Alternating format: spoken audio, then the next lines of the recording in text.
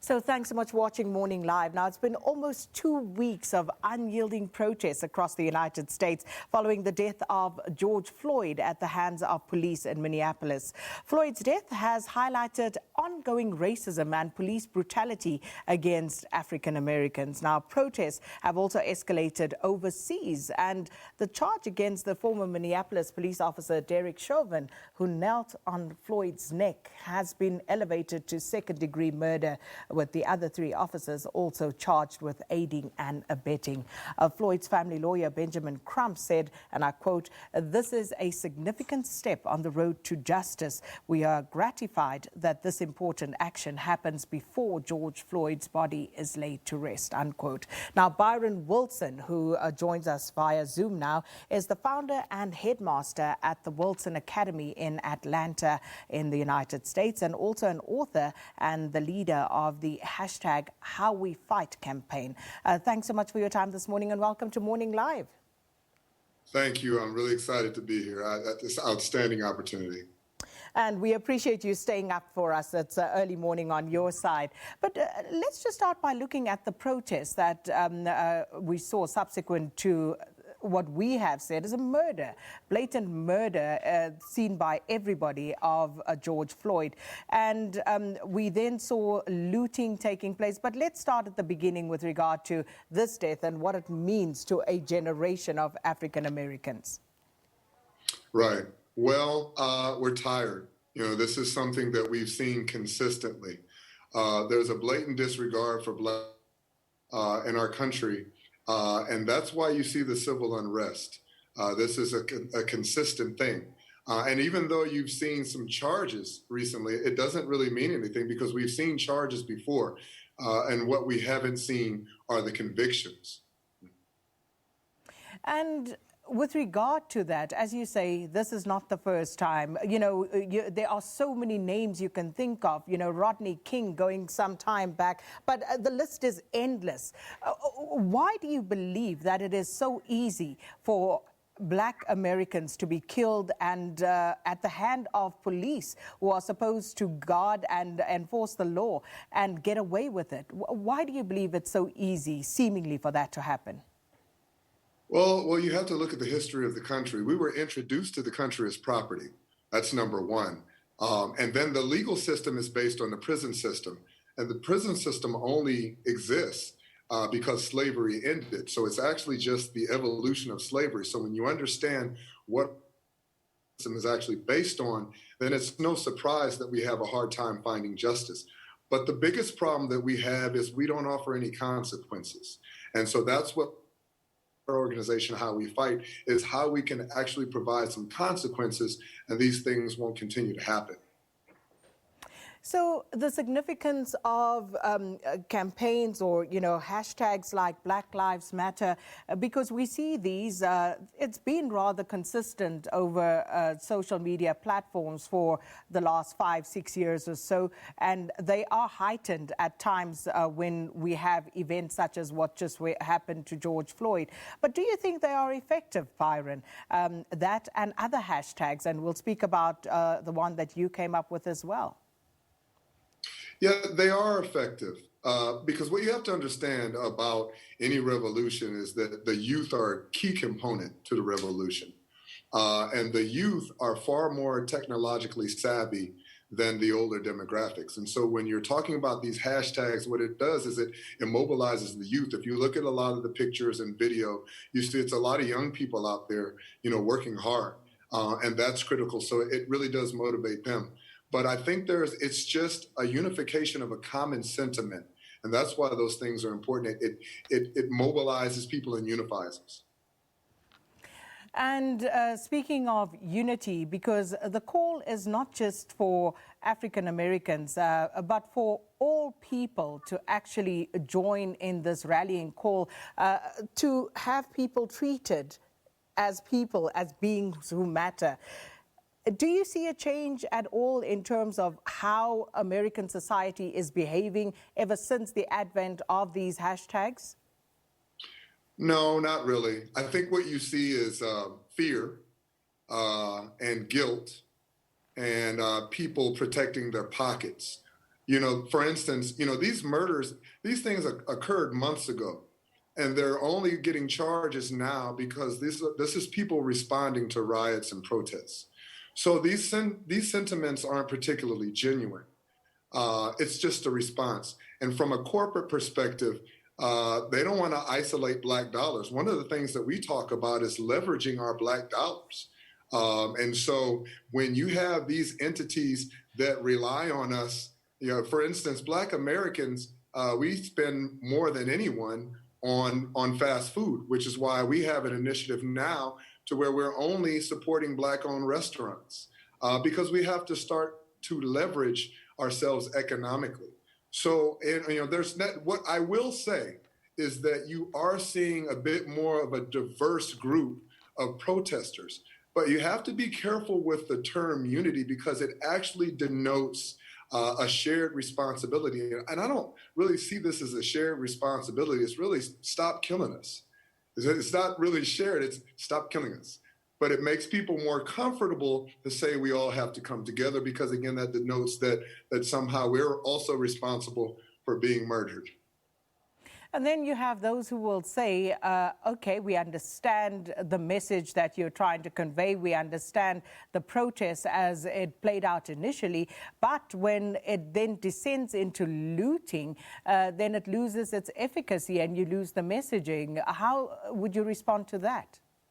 Well, there's a couple of things, and you guys may not be able to see it here. I want to be very clear about this. So there are the protesters, and what you'll see is they'll protest, and maybe 8:45 at night, the protesters leave. Then around 9, a separate group of people will come in, and you'll see this all around the country. There are groups who are specifically targeting these events to cause havoc. I mean, I don't know if you can see it on a lot of your coverage there, but they're strategically placing piles of bricks, right? They're going in with masks on and they're breaking things. They're yelling things. They're inciting these riots. So this is intentional. And if you look at the police reports around the country, most of the people arrested are not from that immediate area. So these people are coming from the outside, and I'm not sure if people understand that these agitators aren't necessarily the people who are living in the communities. But what I will say is that these riots are both inevitable, and because we've had peaceful protests before, and people always talk about peace, and they mention Dr. King. Well, he was murdered. It wasn't very peaceful now, was it? So actually, the rioting and the fear that it evokes has actually sparked action. Now, the looting itself, of course, you're going to have some people who are just opportunists, but that is a very, very small percentage of the people out there. But, the media coverage would suggest that it's a greater number of people than it actually is. Now, in your book, a summary of your book titled 44 Questions for Black America, you hold both Black and white Americans accountable for Black America's less than desirable condition. So can we just talk about that a little bit more? Just give us a little more insight into your thought process there. Yeah, so what I mean by, white America's responsibility is pretty straightforward and obvious, but when I talk about the Black community's responsibility, what I mean is, how long are you going to ask somebody to treat you as an equal? We've been asking for equality for 400 years now. At this point, we should get the message. We should get the memo that it's not going to be given. It's something that we're going to have to take, and we're going to have to take it in the way that other ethnicities have by intentionally building their own communities. So, at the advent of integration, that concept was taken from us. So we tried. I don't know if you're familiar with Tulsa. It's more affectionately known as Black Wall Street, but we've had communities. Look at Durham, Auburn, and Atlanta, Rosewood, and look up some of these communities where we've had economically strong, incredibly economically strong Black communities and burned down consistently. So what has happened is we've been taught that we have to kind of assimilate that equality, and all that happens is our best and brightest end up getting plucked from our communities, and then our communities don't grow. So when I talk about our responsibility, the first thing we have to do is love ourselves. and reconnect with who we are, which is why it's so important to me. I don't know if you're familiar with the work we'll be doing in Soweto. I actually have filed for permanent residency. So we'll be opening a school there. We have been working with the Gauteng Department of Education. So it's about reconnecting with the mother continent. We have to do that. And I think if we can do these things, we can stem some of this violence against Blacks. And perhaps just in closing, hashtag how we fight and how we have been fighting as Black communities across the world, how the American community of Black people is fighting at the moment. Do you think that we will see a change after what is happening right now, given what has gone before? Is there anything different right now? No, there's nothing different in terms of the response. But what is different is, I think, our response as a Black community. People seem a lot less willing to listen to the same old rhetoric.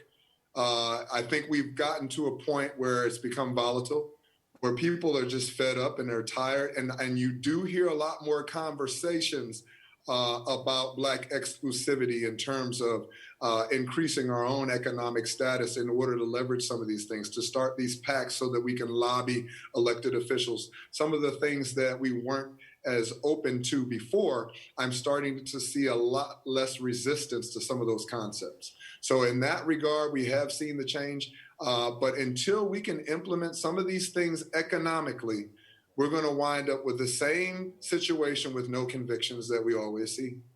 Yeah, we here in South Africa, and it's often said, we are a numerical majority, but a cultural minority. You speak about assimilation, and when you look at societies like ours, for example, does it give you much hope, given that you are a numerical minority in the United States, that you would actually be able to bring about meaningful change?